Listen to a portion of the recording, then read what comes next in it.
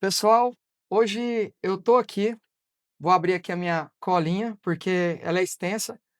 Eu tô aqui, ele é marido da Amanda, ele é pai da Maria Luísa e Ana Clara, engenheiro agrônomo, técnico em química, mestrado e doutorado em engenharia de sistemas agrícolas com ênfase em irrigação, 34 anos.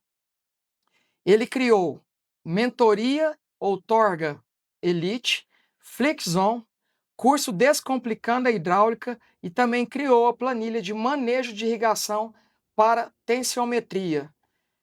E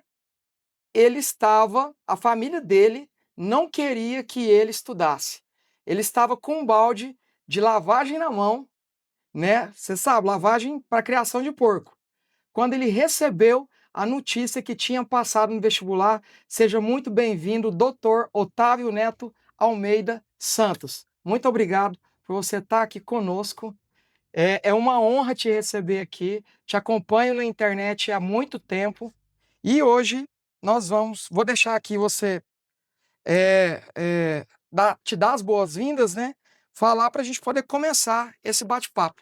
Nossa, eu tô bem feliz. Quando você falava aí, ia passando um filme na minha cabeça e muito dessa história tem você no meio. A gente vai falar sobre isso na nossa conversa, mas é uma grande alegria estar aqui nesse início de projeto seu, que eu tenho certeza que vai ser sucesso.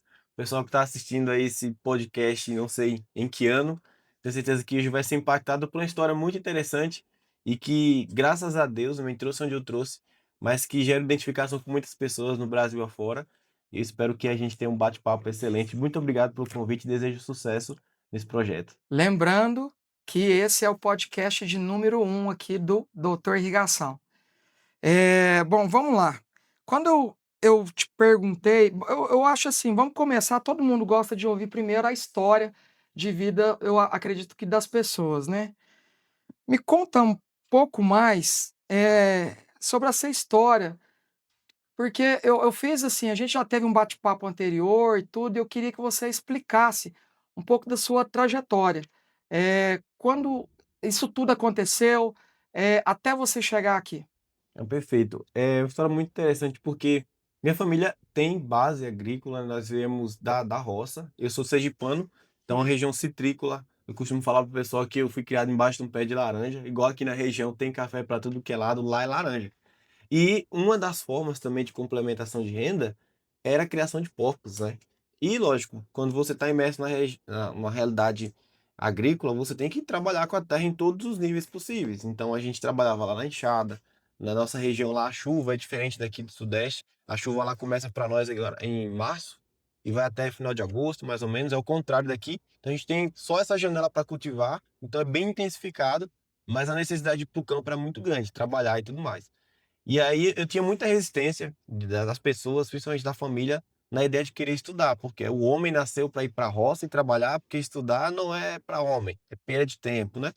E nesse contexto a gente ajudava lá a família, a criação de porcos era uma realidade, mas eu entendia muito que eu queria trabalhar com agricultura, mas eu queria aprofundar, eu queria ir além do que a realidade me mostrava, né?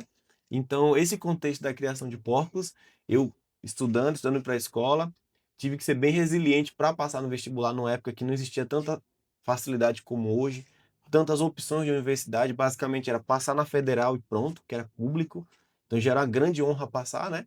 E para isso a gente precisava disputar com muita gente boa das escolas particulares. Uhum. Eu, enquanto aluno de escola pública, passar no vestibular realmente era só o primeiro ponto, mas acabei passando em segundo lugar no vestibular bem concorrido na época. E quando eu recebi essa notícia, eu estava exatamente com um balde de lavagem na mão, porque a gente tinha que pegar o resto de comida, né, que é a Aham. lavagem na casa das pessoas, e nesse momento estava voltando da roça. Até que uma pessoa passou por mim e falou assim: Você tá vendo ali? Você soube? Internet naquela Aham. época não era como hoje, para ver o resultado era tipo 10 minutos até carregar a página. Aham. Você passou no vestibular, em segundo lugar, não nessa hora. Joguei o balde pra cima. Eu costumo falar que foi um momento feliz, que foi a base de uma chuva de lavagem, porque o que caiu de lavar em cima de mim, mas foi bem marcante, ali representou uma vitória. E eu entendo, não que minha família não queria conscientemente que eu Uhum. estudasse, mas era a realidade que tinha no momento, né? A mão de obra era tão importante no campo, mas depois que eu consegui passar no vestibular, eles reconheceram a importância daquilo que aquele conhecimento voltaria para eles, né. uhum. E depois tudo que aconteceu até chegar no doutorado, não vou falar que foi algo planejado, simplesmente fui seguindo os degraus e percebendo, eu agora sou chamado a esse novo ponto, até chegar onde nós estamos hoje. Hoje, você é professor, ministra em qual universidade? Eu estou em Vitória da Conquista, sou Aham, professor da Universidade Estadual do Sudoeste da Bahia, são uhum, 3 campos dessa universidade, né, uhum. então nós estamos no campus central. E você ensina, o que lá? Qual a matéria ou a disciplina, né, que Sim. você ensina lá? Eu sou da área da irrigação. Quando eu prestei o concurso, não foi para irrigação, foi para uma área irmã da irrigação, que Aham, é a agrometeorologia, que é o que dá base para a gente fazer projeto e tudo mais. Então, trabalhar com irrigação, você precisa ter essa base agrometeorológica. Por isso que eu entrei nesse concurso. Além disso, eu também ministro a disciplina de hidrologia e manejo de bacias hidrográficas, que é o que vem antes da irrigação, né? Que é a parte de uhum. disponibilidade hídrica. E, bom, eu abri aqui falando que, eh, você criou a mentoria de outorga. Eu acredito que teria ali, não sei se talvez uma palavra para elite, né, não sei se foi a intenção, Flixon, curso Descomplicando a Hidráulica e planilha Manejo de Irrigação, para tensiometria, né. Queria entender, um pouquinho de cada, quando é que você teve a ideia ou por que que você começou a falar: "Não, eu preciso passar esse conhecimento". Como que foi a ideia, por exemplo, vamos começar por ordem aqui, mentoria outorga elite. Pode ser pela ordem de criação deles? Pode, pode, O pode. primeiro, na verdade, foi o curso Descomplicando Hidráulica, Uhum, porque uma das principais dores da agronomia, o pessoal não tem essa familiaridade com uhum, cálculos e talvez a hidráulica seja a disciplina que mais afasta as pessoas. E a hidráulica é base para a gente formar projetistas e pessoas do mercado da irrigação. Eu tinha uma facilidade muito grande em hidráulica na faculdade, em relação aos meus colegas, e eu fui monitor da disciplina. E uhum, aí, percebendo essa lacuna e que isso comprometeria o mercado, eu vi essa oportunidade de lançar esse curso que era pedido pelas pessoas para ter uma visão diferente da hidráulica, com uma didática diferente. Então a gente construiu isso na pandemia, foi voltando de pandemia, esse material gravado e com dinamismo, com uma visão diferente daquela hidráulica densa que a gente vê na faculdade, mas trazendo um uhum, linguajar aplicado, como a pessoa até fazer renda com a hidráulica. E deixamos uma planilha automatizada com os cálculos hidráulicos para a pessoa não se preocupar em ter que só fazer o cálculo, mas sim, vamos, preciso tomar uma decisão rápida. Então a gente criou com esse objetivo. uhum, Depois disso, veio a planilha de manejo de irrigação, que é a PMI. Por que isso? Muitos produtores, o Brasil ainda está nessa alavancagem lenta sobre o manejo de irrigação, e uma das ferramentas que já estava na consciência das pessoas nessa época era o tensiômetro. Existiam outras ferramentas, mas a tensiometria ainda era assim difícil de ser interpretada por alguns produtores. E aí a gente começou a fomentar essa necessidade de você trabalhar com alguma ferramenta de manejo, e esse instrumento, o tensiômetro, foi ganhando, né, proporções, e construímos essa ferramenta para ajudar o produtor a ler o que o tensiômetro coloca uhum, e a planilha falar com ele. Então, além da planilha, a gente pensou, não só ter a ferramenta, ele também tem que ter um contexto para entender como manusear. Então, basicamente, o produtor, o técnico dele, consegue usar a ferramenta e tem todo um material, né, de suporte para ele poder ir usando e pilotando, né, para poder a gente melhorar essa questão do uso da água. Depois veio a Flixon, uhum, que na verdade veio a mentoria Torgelite, né.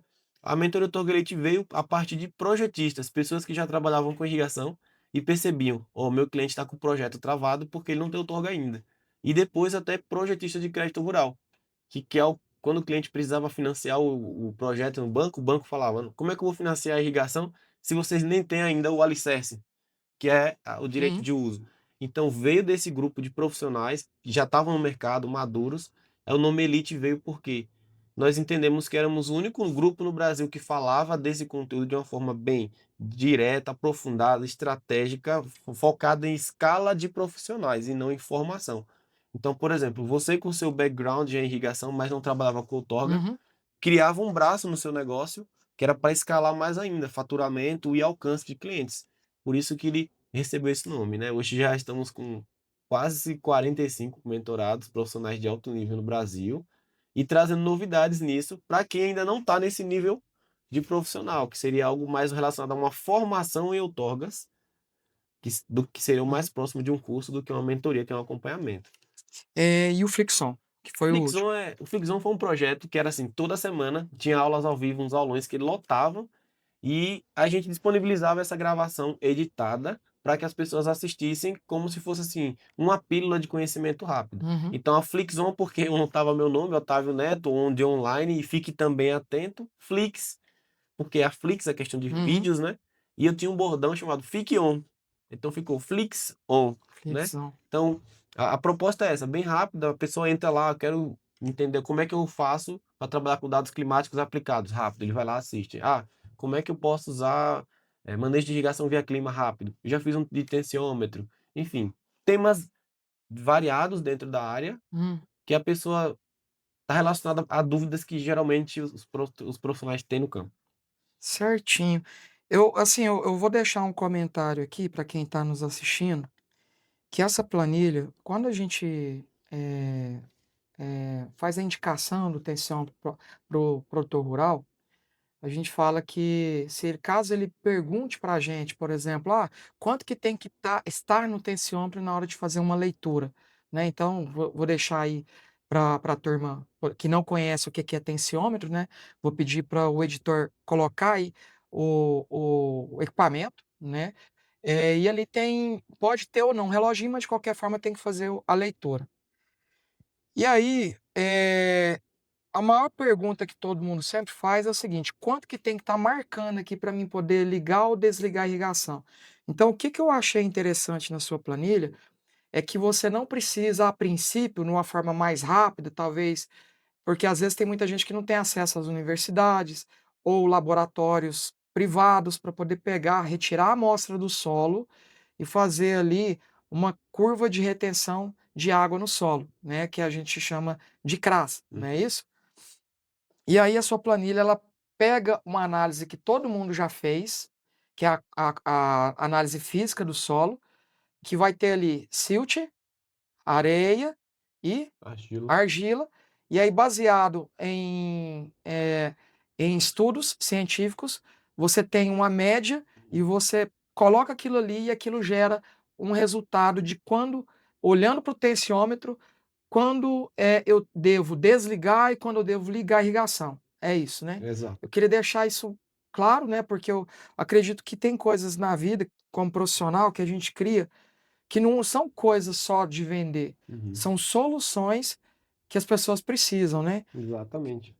Eu queria te trazer uma pergunta, é o seguinte, quando você fala assim: "Eu criei, o Flexon", na verdade, assim, você tem o curso Descomplicando a Hidráulica, porque você se destacava na maioria dos alunos. E a gente vê que hoje, a gente dá curso também sobre projetos de irrigação, e a gente percebe que a maioria foge da irrigação.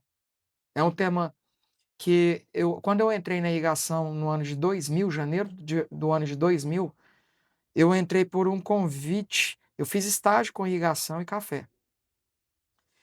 E aí eu tinha a oportunidade de escolher para onde eu iria. E aí eu quase vou para extensionismo em café, porque era o que todo mundo ia. E um amigo meu me falou assim, chamado Luiz Carlos Coelho: Uhum. "Rogério, vem para irrigação". Eu podia escolher, vem para irrigação. Por quê? Porque na irrigação, você no conceito de hoje, você era um tubarão nadando em águas, azuis, né, vamos falar assim, sem concorrência.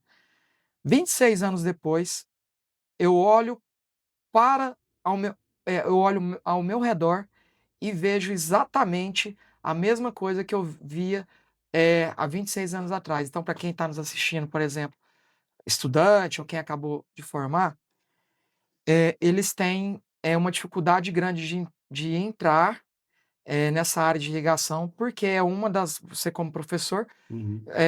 porque é uma das matérias pra maioria, que dizem que é o mais difícil. É. Aí agora o formato a minha pergunta, né, por que você acredita, né, que a irrigação, a matéria de irrigação no geral, ela afasta os alunos da irrigação?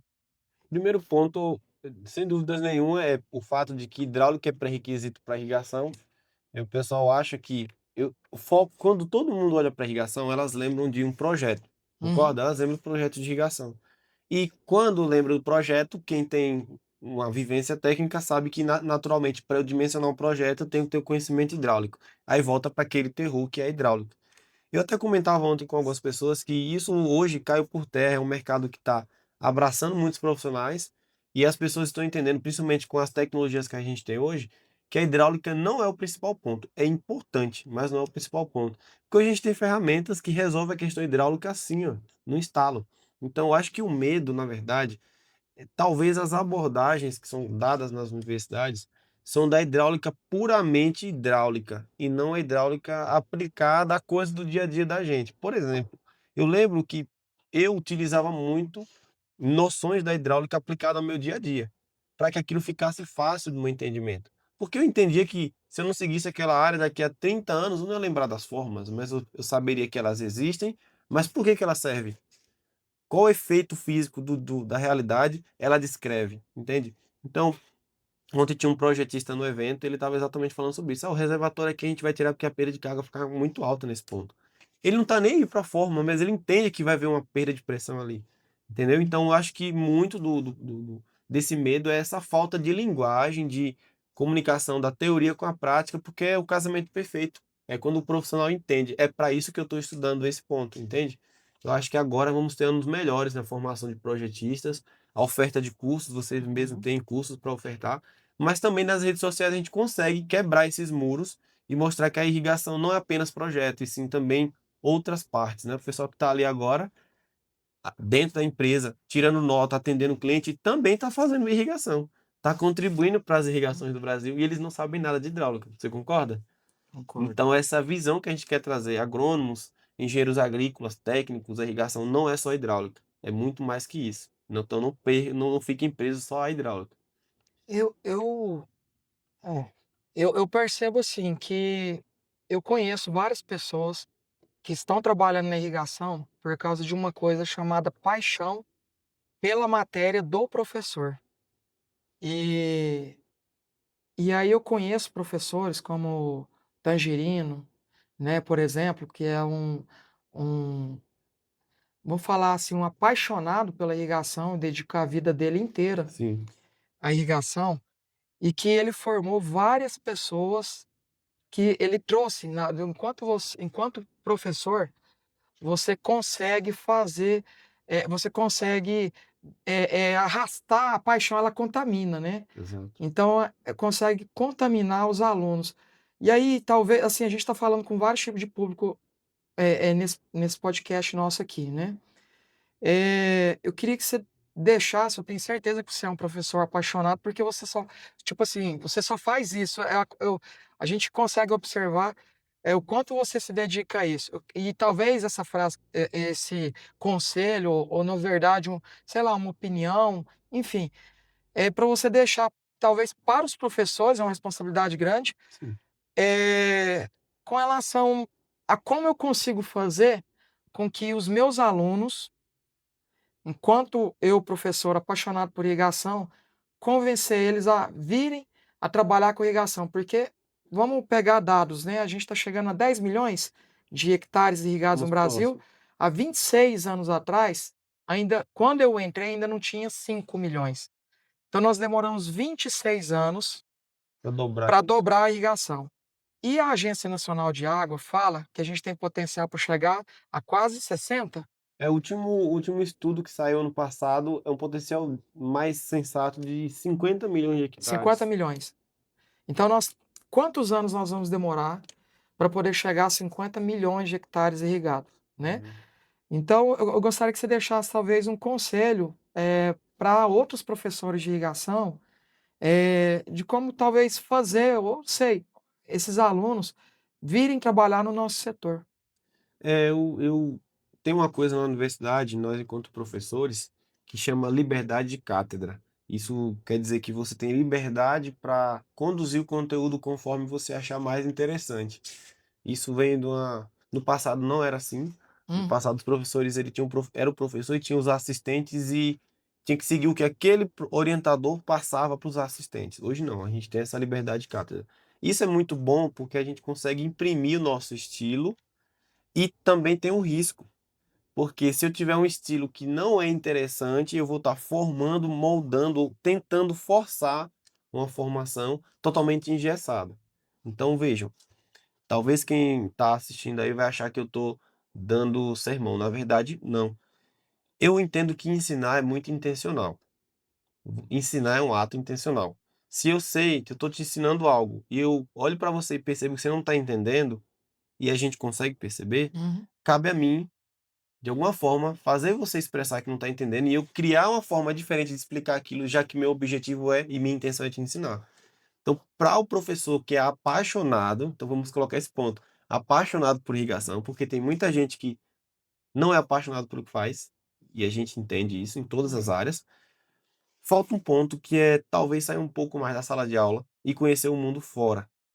Às vezes a gente está dando aula de irrigação com peças, equipamentos que não estão mais no mercado ou que já evoluíram, que hoje não tem mais aquela característica hidráulica, uma perda de carga que foi reduzida ao longo do tempo, porque a indústria mudou isso, ou talvez porque o produtor rural ainda usa aquele tipo de irrigação, ou às vezes está dando aula de irrigação que nem tem mais aquele método, aquele sistema, aliás, sendo utilizado como era naquela época.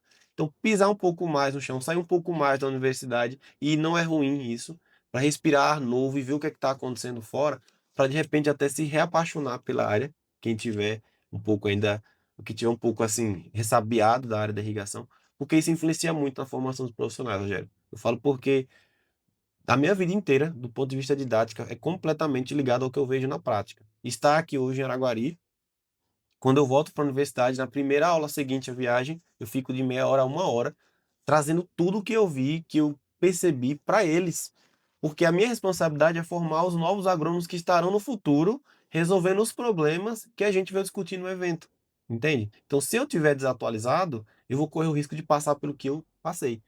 Eu tive uma experiência na irrigação que não me inspirou a seguir irrigação, mas o que me fez seguir foi, eu sei que é uma área muito boa, igual o seu amigo te falou há 26 anos Uhum. atrás, que vai sempre ser necessária porque plantas precisam de água e eu quero estar preparado, mas não vou deixar de aproveitar essa oportunidade porque em 4 meses alguém não me inspirou.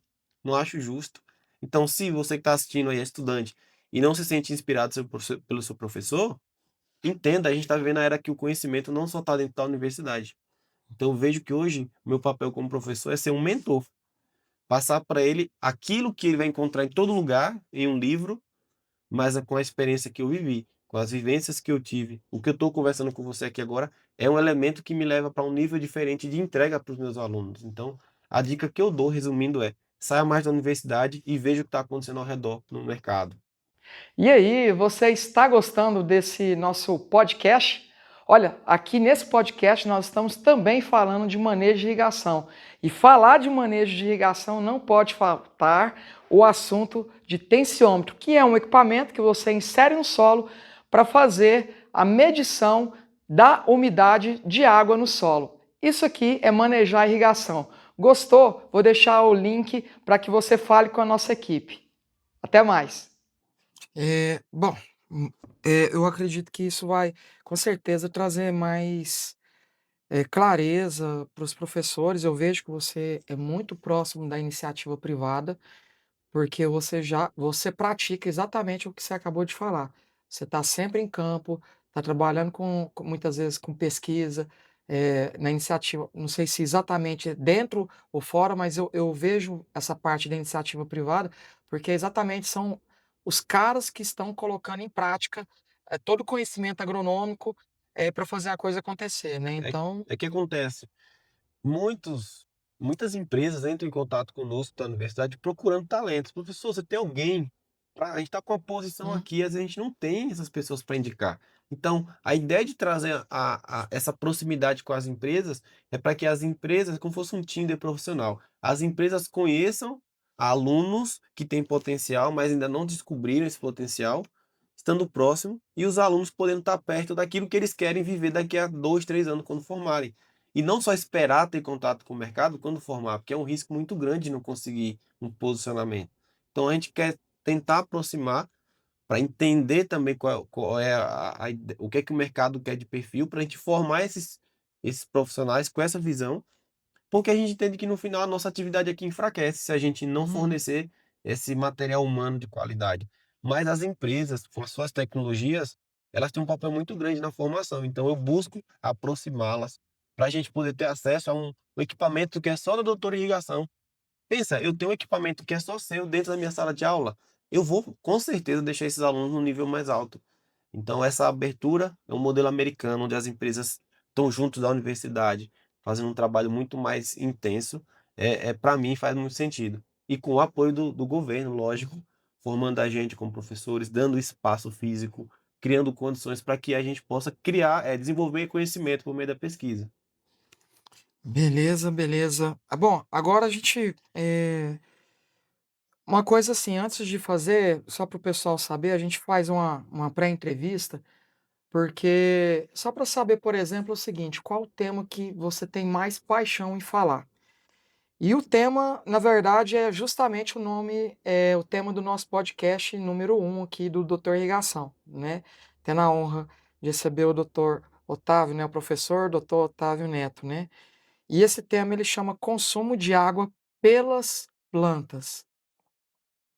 Então eu quero começar deixando você falar o porquê do tema para a gente discorrer o assunto. É excelente. Como eu falei no início, eu trabalhei com irrigação no mestrado e doutorado com manejo de irrigação. Eu fui orientado do professor Marcos Folegatti lá na Exalc, que é alguém que tem uma carreira muito forte em manejo de irrigação. E para a gente manejar a irrigação, a gente precisa entender quanto que as plantas bebem de água. Os produtores se preocupam com isso, porque quando eles compram ou pensam em irrigar, é porque eles sabem que a Uhum. planta precisa de água. Esse precisa de água nem sempre é claro sobre que ela está bebendo, consumindo essa água. E tem uma questão fisiológica por trás. Por que que eu gosto tanto desse tema e me aproximo dele? Porque se existe trabalho para as pessoas, é porque elas precisam de dinheiro para poder comprar alimento. E produzir alimento depende muito de consumo hídrico de plantas. Se planta não bebe água, ela não vai fazer o processo de fotossíntese, que a fotossíntese, em termo bem direto para o produtor, é fazer dinheiro para você, fazer lucro e para nós colocar alimento na mesa. Então, se eu tenho adubo, tenho luz, mas não tenho água, a planta não vai produzir. Até uma dona de casa sabe que as plantas bebem água, ela tem que pôr. Então, é um tema que enche meus olhos, porque eu consigo ir diretamente no centro da questão da irrigação, que é a aplicação de água, fornecer água. Bom, muito bom, muito bom. Eh, Muitos produtores, eles têm medo, né, de investir em tecnologia. Aí eu trago aqui, porque a gente está falando sempre de água, e irrigação. Então o nosso tema está muito voltado para isso. E quando eu falo de tecnologia, eu estou falando de tecnologia, para controle dessa água que chega até a planta. Você acredita que o produtor, bom, eu tô dizendo aqui, né, eu estou afirmando que muitos têm medo de investir em tecnologia. Essa afirmação, você acha que ela é verdadeira? Você acha que e se você acha que ela é verdadeira, ou talvez você não ache, por que que ele tem medo de investir em tecnologia para controlar essa água na irrigação?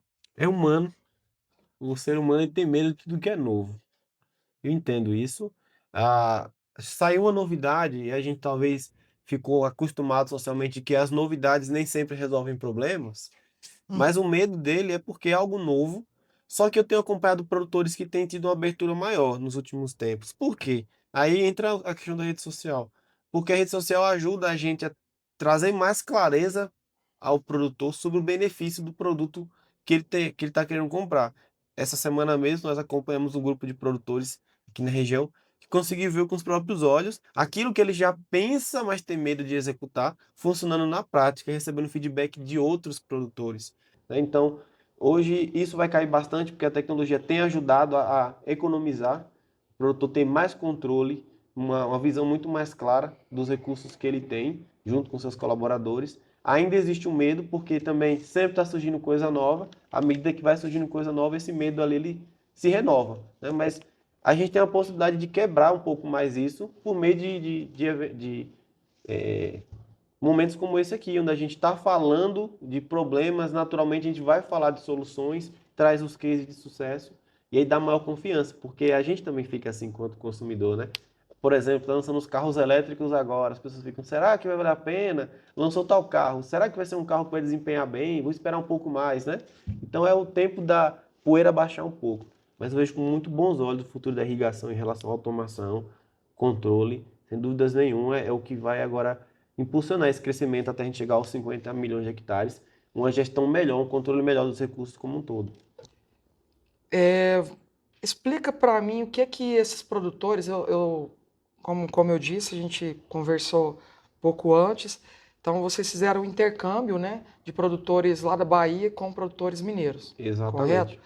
O que que eles viram de diferente quando eles chegaram na propriedade aonde vocês fizeram esse intercâmbio? O que que tinha lá de diferente que eles ainda não tinham visto?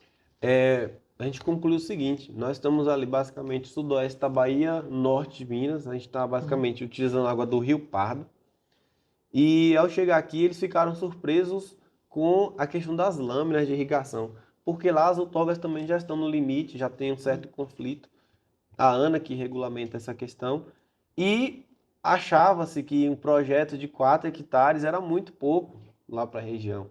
Quando chegou aqui que o pessoal faz projetos com aplicação de lâmina no máximo média de 2,8, os caras, nossa, então nós estamos ainda com a manguinha para queimar, né? Tem situações mais críticas.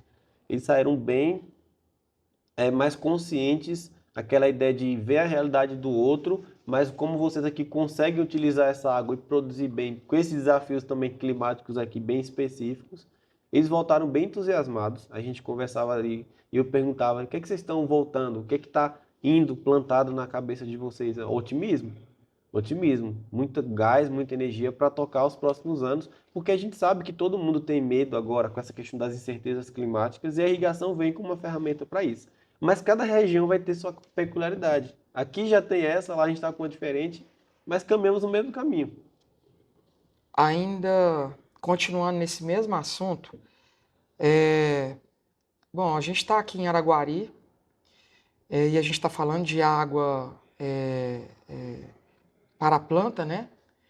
Eu queria, porque assim, aqui em Araguari ainda tem uma resistência, né? Nós estamos aqui, como você falou lá no começo, a gente não sabe que ano que você tá, que o pessoal que está assistindo a gente vai ver esse vídeo. Então a gente está aqui no ano de 2026, mas ainda eu vejo que tem muita resistência pela parte dos produtores aqui a estar trabalhando com um gotejamento enterrado para cafeicultura. Uhum. E eu não sei se lá onde vocês foram, né, foi o município de Monte Carmelo, Isso. o pessoal já está trabalhando com essa tecnologia. Eu já tenho um tempo que eu não vou lá, né? Mas assim, de qualquer forma, o que que você acha? Ouviu falar alguma coisa lá? Enfim, pela sua experiência, o que que você acha da tecnologia de gotejamento enterrado? Me conta mais sobre isso. Eu acho que é uma tecnologia que veio para somar muito, para resolver alguns problemas. Tem que ter critério técnico, como até o gotejamento superficial, um Uhum, cuidado principalmente com a questão da filtragem dessa água. Já o Márcio Carvalho, né, conhecido uhum. nosso, ele já tem áreas lá consolidadas com o gotejo, relata, eu não tenho experiência com enterrado, nós não temos na nossa região ainda, mas eu acompanho colegas que já usam para grãos e não tem relatado, né, descontentamento. Também tem que se estudar muito mais coisas para refinar a técnica, assim como aconteceu com a aspersão, assim como aconteceu com todos os outros sistemas, mas que vem para somar bastante, porque com esses avanços tecnológicos que a gente está vendo aí a cada ano, a indústria vindo com novidades, exatamente para melhorar isso.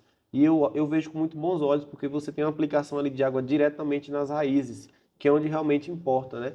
Que eu digo assim que o enterrado é um gotejamento premium, um gotejamento gourmet.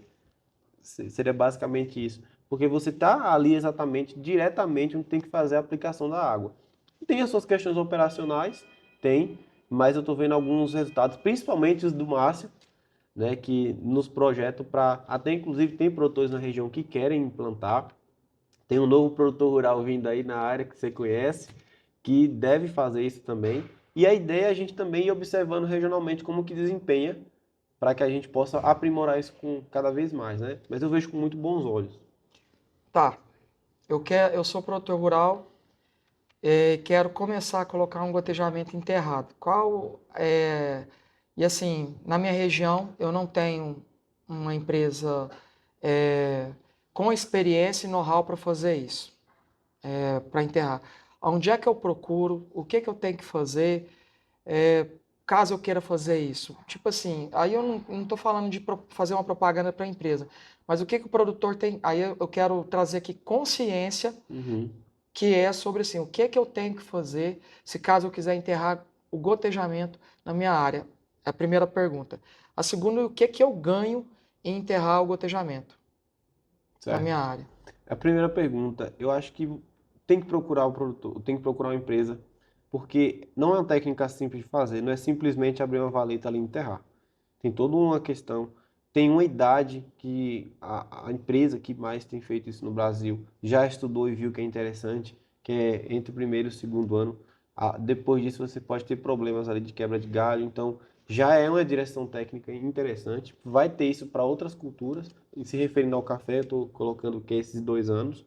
Então busque uma empresa que trabalhe com isso, porque não é algo simples, não é simplesmente abrir ali a valeta e enterrar, tem que também estar com um sistema de filtragem muito bem dimensionado, ter o produtor entender que ele precisa estar bem em cima dessa questão da filtragem. Hoje a gente tem a automação para isso, para ajudar.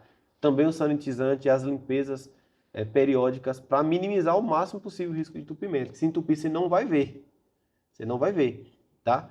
Diferente do superficial, que a gente ainda pode, em algum momento ali, você passar e perceber, opa, o gotejador parou. Numa situação dessa, um gotejamento enterrado, entupir, você só vai perceber depois de um tempo. Você está com a linha ali, o café bonito e outra aqui feio. A gente já viu isso até em gotejamento superficial. A outra pergunta foi? Sobre qual a vantagem de você deixar enterrar o gotejamento. Perfeito. A gente na cafeicultura tem a questão dos grãos que caem, né, dos frutos que caem no chão e tem que fazer a varreção. E para fazer isso tem que levantar o gotejador. Pensa o trabalheiro que não é o operacional de você fazer suspender a questão do gotejador para poder fazer essa parte de varreção nos lugares que isso é muito comum, essa prática. Então teria a redução dessa questão, porque você não precisaria estar tirando mangueira, você não teria problema de dano de perda de mangueira, por exemplo, com roedores. Tem os cafeicultores menores que trabalham com alguma questão mecanizada e tem problema de rompimento de mangueira.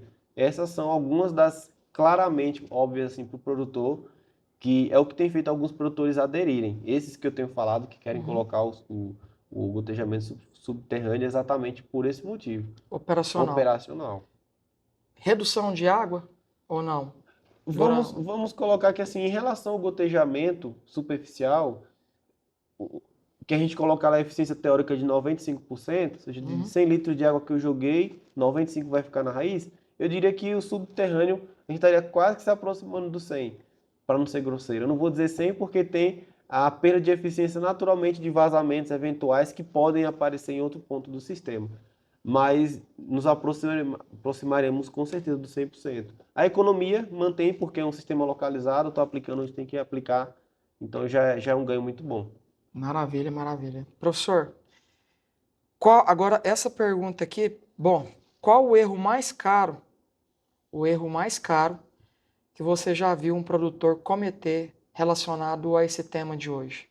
Nossa, o erro mais caro, na verdade, é ele fazer a irrigação dele, comprou a irrigação dele e simplesmente está irrigando todo dia sem base nenhuma. Irriga 2 horas por dia e pronto, o ano inteiro. É um erro caro, porque ele já comprou a irrigação dele, beleza, ele comprou, vou colocar aqui, pagou 1 milhão na irrigação. Pagou, beleza. Daqui a 10 anos, como é que essa máquina, essa Ferrari está desempenhando? O que que ele está fazendo? Porque, vamos lá, tem tubulação, tem bomba, tem um monte de coisa, está passando água ali. Como é que ele está controlando essa quantidade de água? Que está relacionado ao tema, consumo hídrico de plantas. Porque ele comprou esse produto, a irrigação, para alimentar essas plantas com água. Ontem foi mais quente do que hoje eu vou aplicar menos. Por que que isso é um erro caro? Que se ele for fazer a conta, em 10 anos ele fazendo isso, ele deixa de economizar aí uns 40% em 10 anos. É muito, é pouco. Explica aprofunda assim para a gente Uhum. no tema quando você fala, por exemplo, mês que vem ou nesse mês eu vou ter que irrigar um pouco menos do que o mês passado. Perfeito. Como que isso é feito? Eu tenho certeza que você está achando o bate-papo desse podcast ótimo. Olha, para falar de manejo de irrigação, não dá para falar sem limpar a adutora. Na hora de limpar a adutora, o Doutor Irrigação fabrica aqui o Tuboclean, que é uma esponja no cilindro correto, a altura correta para fazer a limpeza das adutoras e dos ramais, caso você queira. Gostou da ideia? Vou deixar o contato aqui e até mais. A gente já tem, todo mundo conhece que na sua região tem um período mais quente e mais frio do ano. Isso é a história climática do lugar, a gente chama de climatologia. A gente já sabe isso. Mas mesmo no período de inverno, pode ser que chova um dia, pode ser que no verão não chova alguns dias. Eu não posso tabelar isso. O ideal é o produtor ele ter algo que ajude ele a enxergar isso. As estações meteorológicas hoje fazem esse papel. Que ela consegue transformar naquele dia o que radiação, temperatura, vento, umidade relativa representam em perda de água pelas plantas. Trazendo para uma linguagem mais comum, seria como a capacidade que, por exemplo, a roupa que está no varal tem de perder água num dia seco. Perde água rápido, porque a atmosfera está seca. Então essas plantas no campo, em dias assim, vão perder mais água. Então o meu sistema de irrigação, ele tende a ser acionado com a lâmina maior. Mas pode ser que amanhã, ou dessa semana inteira, venha aqui nuvens, a cidade fique nublada, e eu esteja num período natural, historicamente quente e não fique quente. Essas plantas vão consumir menos água. Então eu posso suspender minha irrigação por um tempo, não precisar irrigar, então eu estou economizando água aí. Sem falar que eu estou economizando a questão de adubo. Eu coloquei nutriente e eu estou aplicando excesso de água, eu estou lavando o meu solo, jogando para fora o nutriente que era para estar perto das raízes. Aí eu tenho um outro gasto. Gasto energético. Eu estou acionando minha bomba e gastando energia que não precisaria. E aí eu começo a juntar a série de gastos que acaba diminuindo a rentabilidade do produtor. Então, só o fato de eu ter algo que me faça enxergar como que está a meteorologia do dia, me faz tomar uma decisão muito mais assertiva para eu poder direcionar qual a lâmina que eu tinha que aplicar para suprir o consumo hídrico das plantas naquele dia. Estação meteorológica, ela não é barata. Uhum. Eu sou o produtor e preciso saber essa informação. Como é que eu faço para saber essa informação? Porque o que eu vejo no mercado é que a maioria das lojas, elas entregam a ficha técnica do projeto com a lâmina a ser aplicada no pico de consumo. Depois, eu não crio, baseado na média daquela região, uma tabela de operação. Porque aí a gente tem, né, históricos, né, que trazem o histórico que gera uma média, não é isso? Uhum. Mas aí, como que eu tenho acesso a esse tipo de informação? Eu vou ligar, eu vou entrar onde, enfim, onde que eu vou resolver isso? Só um perigo as médias. Hoje, o Instituto Nacional de Meteorologia, o INMET, Uhum. ele tem lá no site dele uma aba bem em cima, está escrito Agrometeorologia. Lá eles disponibilizam para algumas regiões onde tem estação do INMET próximo, um gráfico climatológico, onde você consegue ter informações históricas da região, tá? Mas o ideal é que você tenha uma estação perto. Infelizmente, as estações públicas elas não estão em todo lugar, então isso gera uma limitação. E aí eu não posso pegar dados de uma cidade para outra. Estações geralmente a gente coloca aí no máximo uns 15, 20 quilômetros de validade. Chuva, isso muda completamente, porque chove aqui e não chove ali. Mas hoje o mercado está evoluindo muito para estações meteorológicas, já te ajudam. Mas não é a única forma de você fazer esse manejo da irrigação, porque a gente pode usar os sensores de solo. Eu posso usar um sensor, um tensiômetro, qualquer coisa que me ajude a ver quanto de água que tem no solo. Porque aí eu faço a conta ao reverso. Eu posso ter o meu solo cheio d'água e o que diminuiu eu posso considerar que é o que foi consumido. Então a gente já entra agora no campo de manejo de irrigação não via clima, que é pelas estações, sim via solo. É possível fazer também, para quem não tem acesso à estação. Entendi, entendi. A gente está com um preço de café que ano passado, né, bateu recordes históricos. Uhum. E a gente, enquanto você tem abundância de dinheiro, você muitas vezes não controla riscos e perdas, porque você tem abundância em dinheiro. Uhum. Por que que você acha essa pergunta talvez ela possa parecer repetida, redundante, mas é mais uma pergunta direta. Por que que você acha que tem tanto produtor perdendo dinheiro com energia elétrica e até não fazendo esse controle da água? Ele não vê onde a água está indo. Se eu chego aqui para você agora e pego essa água e começo a colocar um café, coloco aqui dentro dessa xícara e começo a derramar, a primeira coisa que eu vou fazer, você vai falar para mim é o quê? Para, tá derramando. Uhum. Hoje muito produtor está fazendo isso no solo dele. Está jogando além do que a planta, do que o solo consegue suportar, além do que seria necessário, e aí você está com energia elétrica ali, né, onerando para ele. Aí já foram feitos diversos estudos em algumas regiões em que o pessoal percebeu que só um ajuste de tempo de irrigação estava fazendo o pessoal economizar uma nota que era bem mais superior do que o valor que ele deveria ter investido em alguma tecnologia para ajudar ele a fazer esse controle. E aí volta ao início. O medo de investir, acha que não vai resolver. Vou dar um número mágico. Ah, a tecnologia custa 10 mil, que faria ele deixar de perder uns 100 mil por ano. E a tecnologia vai ser uma compra, uma única dele, e ele vai ficar, imagine, todo ano economizando 100 mil. Entende? Entendi, Então entendi. é bem dentro dessa linha. E por que que eles têm, por que que o pessoal ainda não coloca isso? Porque não vê a perda acontecendo. Mas em fertilidade isso é mais claro. Por quê? Comprar adubo é uma dor muito mais próxima, porque varia muito os preços. Olha o que está acontecendo na geopolítica do Brasil, do mundo agora, com essa questão da guerra, que influencia até a irrigação, mas os insumos, como isso reflete diretamente aqui. Mas todo ano o produtor tem que comprar adubo, concorda? Ele tem que ser estratégico, porque eu sei que eu vou usar adubo todo ano e oscila bastante o preço. Então, quando se fala em adubação, todo mundo enche os olhos. Mas a água é um elemento potencializador disso, e a adubação sem água não resolve nada. Quando o produtor começar a enxergar um solo perdendo água, igual uma caixa d'água na casa da gente, quando derrama, a primeira coisa que o povo vai fazer é o quê? Corre lá para desligar, né? A bomba, porque você não quer ver água correndo.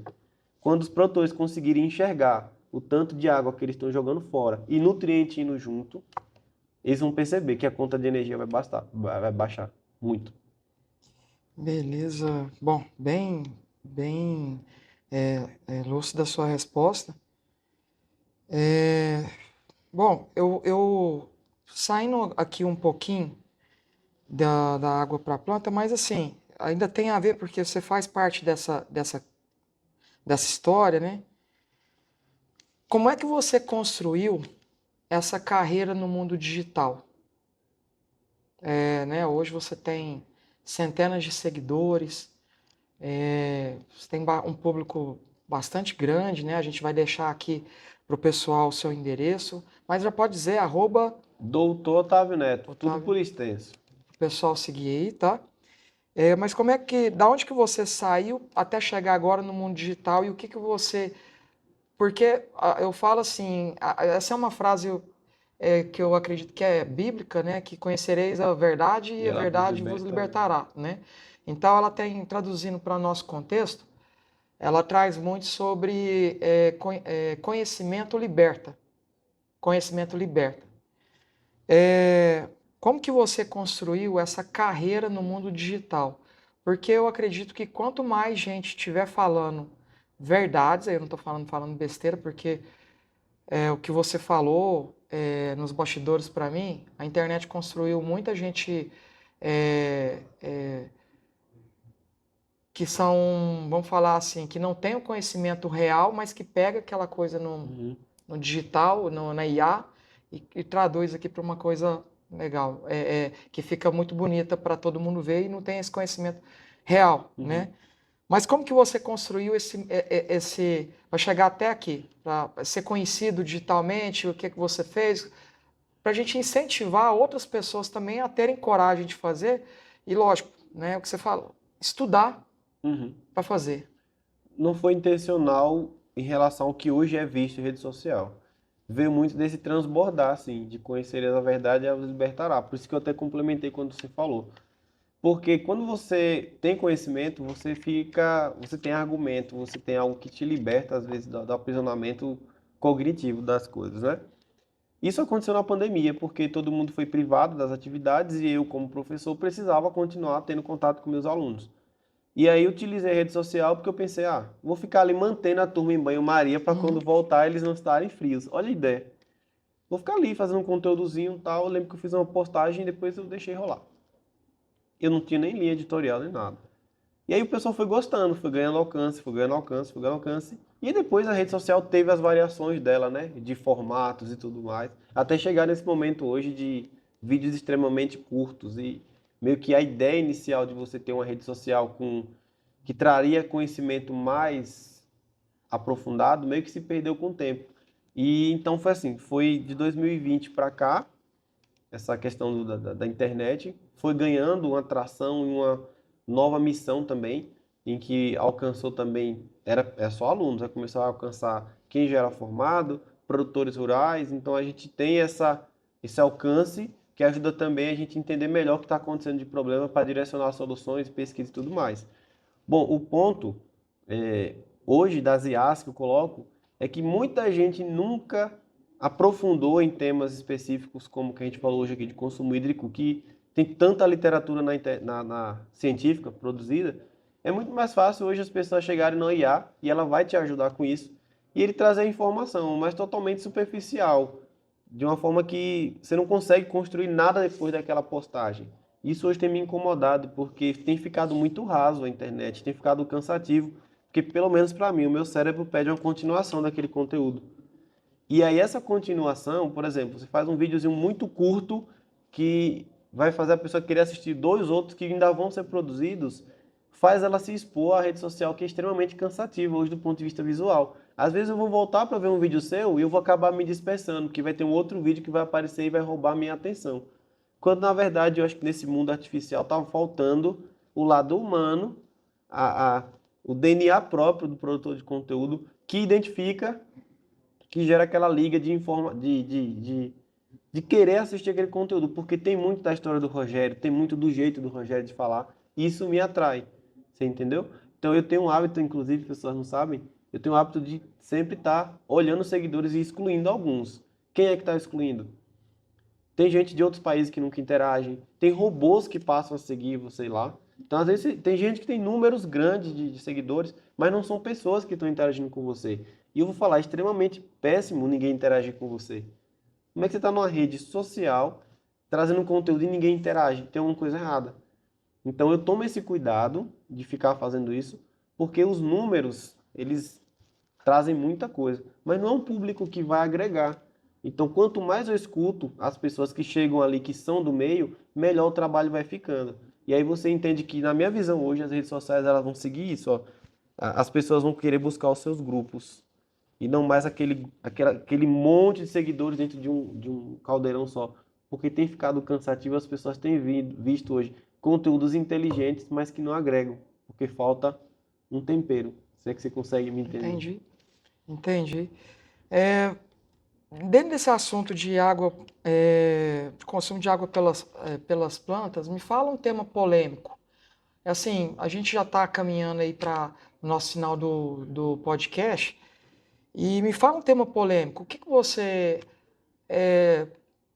gostaria de tocar nesse podcast aqui que seja polêmico? Dizer que a agricultura gasta água do mundo. Isso está diretamente relacionado com o consumo de água pelas plantas, porque a gente constrói reservatórios, faz toda essa estrutura, irrigação e tudo mais para aplicar água. E olha o que a gente tem feito nos últimos tempos, buscado entender como aplicar menos água, afunilando cada vez mais isso. E aí a polêmica entra em quê? A sociedade brasileira, infelizmente, não enxerga com bons olhos isso, porque tem muito discurso ideológico por cima. Mas, na verdade, uma criança de quarta série consegue sustentar o argumento de que a agricultura não destrói. Porque a gente coloca água para uma planta e a gente estuda na quarta série uma coisa chamada ciclo hidrológico, que a chuva cai, bate no solo, uma parte infiltra, vai para o lençol, uma parte as plantinhas lá consomem e evapora e devolve para o ar, devolvendo oxigênio e água. Essa água, a mesma água que entrou, está voltando. Não totalmente, porque uma parte está na maçã que você está comendo em casa, uma parte está no bife, que está dentro do músculo ali do animal. Então, isso é polêmico, porque enquanto a gente está aqui discutindo tecnologias para utilizar essa água de forma mais eficiente, utilizando a automação, os controladores e tudo mais, para poder afunilar essa questão do consumo hídrico, as pessoas também estão consumindo essa água. E são as mesmas pessoas que criticam a atividade. Então, a polêmica em tudo isso está nesse ponto.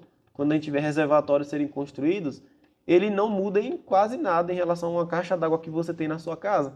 Porque a caixa d'água está ali para te dar o quê? Se eu precisar, quando faltar da rede, alguma coisa, eu tenho uma reserva.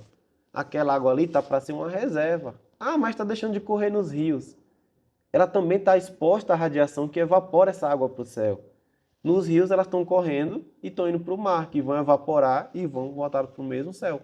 Então a gente mantém o ciclo hidrológico, entende? As pessoas não chegaram, esqueceram esse básico e é muito mais fácil, né, criticar a atividade.